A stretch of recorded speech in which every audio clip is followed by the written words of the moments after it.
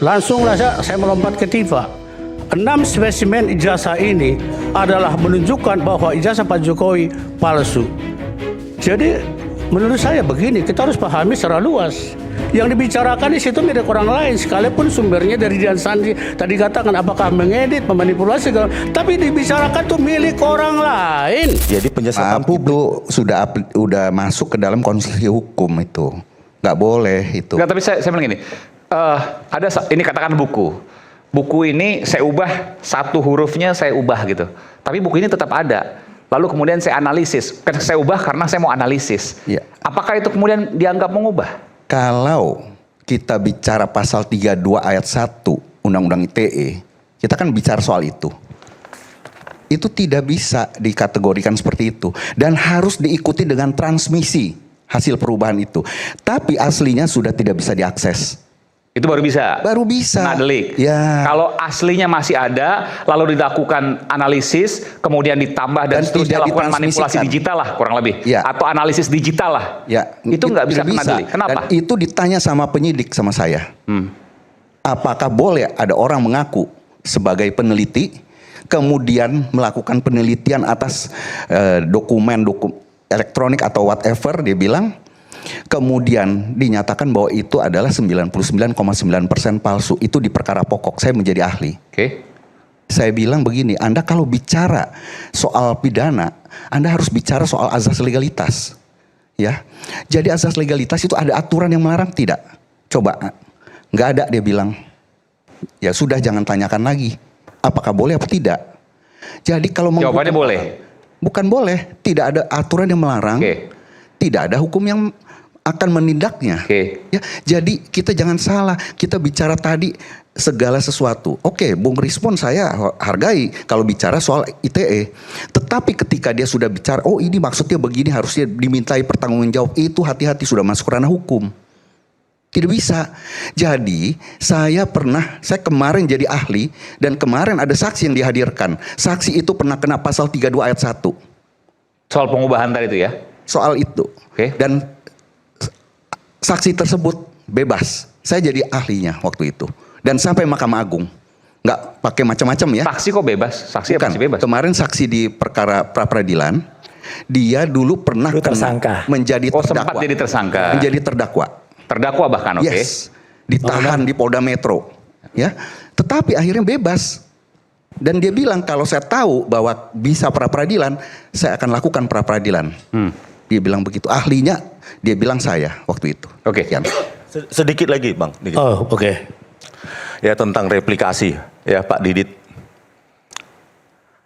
Ada seseorang melaporkan saya dengan video AI generated.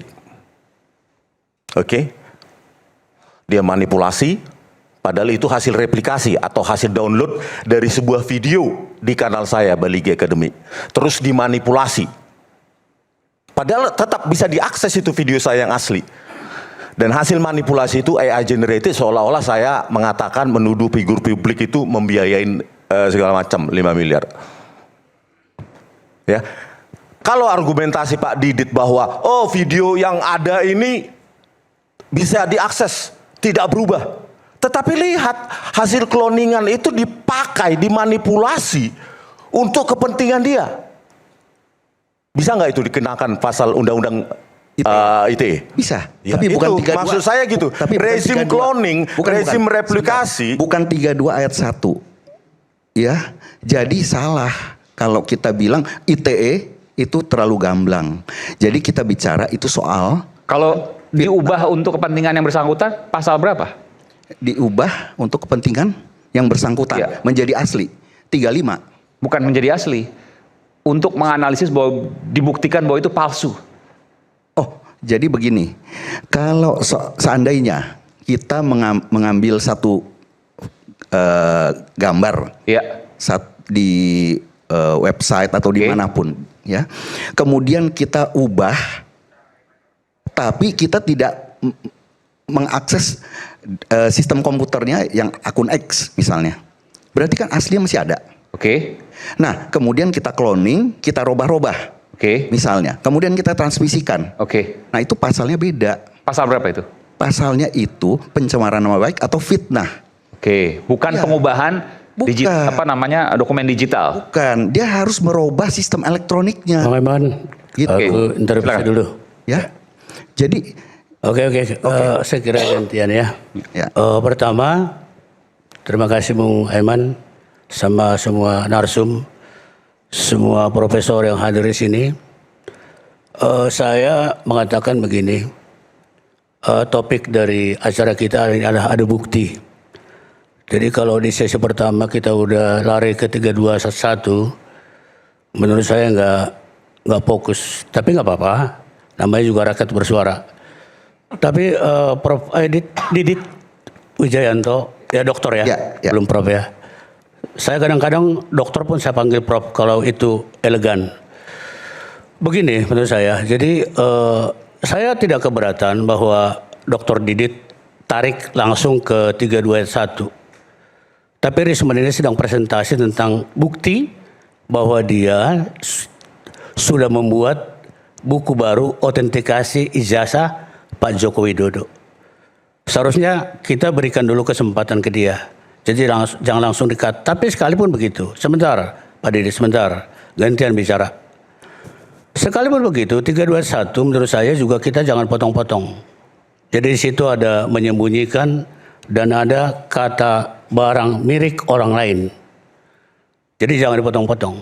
Kalau kita mau tarung di ayat itu juga nggak apa-apa. Kedua, apapun yang kita katakan sekarang, status dari Mas Roy ini sudah tersangka. Bahkan sudah 2 kali mengajukan prapit.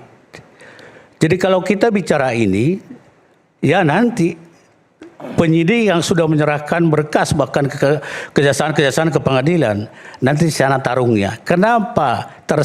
Kenapa penyidik atau jaksa mengakui itu 321 dan 35 itu menjadi dakwaan? Jadi kalau di sini perdebatannya menurut saya tidak pada tempatnya. Tapi sekalipun begitu ya kembali rakyat bersuara kita hargai. Sekali lagi saya katakan di situ di pasal 321 bukan hanya memanipulasi, mengedit segala macam, menyembunyikan barang orang lain. Sekarang saya lanjutkan. Apa yang dilakukan oleh Mas Roy Suryo selama ini? Bahwa ijazah ini adalah 99% palsu. Ijazah Pak Jokowi maksudnya. Langsunglah saya melompat ke TIFA. 6 spesimen ijazah ini adalah menunjukkan bahwa ijazah Pak Jokowi palsu. Jadi menurut saya begini, kita harus pahami secara luas. Yang dibicarakan di situ milik orang lain, sekalipun sumbernya dari Dian Sandi tadi katakan apakah mengedit, memanipulasi, tapi dibicarakan itu milik orang lain. Kalau milik diri sendiri nggak masalah, Bang Aiman. Milik orang lain loh. Dan nama Pak Jokowi itu udah tersebar ya 2 tahun terakhir inilah. Diolok-olok, dihina, sehina-hinanya segala macam. Itu yang dia keberatan, makanya 30 April dia mungkin pengaduan.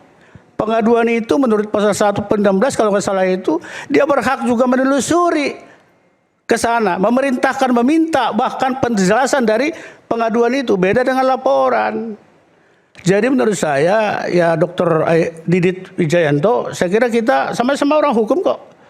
Ya saya dinasihati oleh dosen saya, pendapat siapapun di hukum itu tidak selalu benar.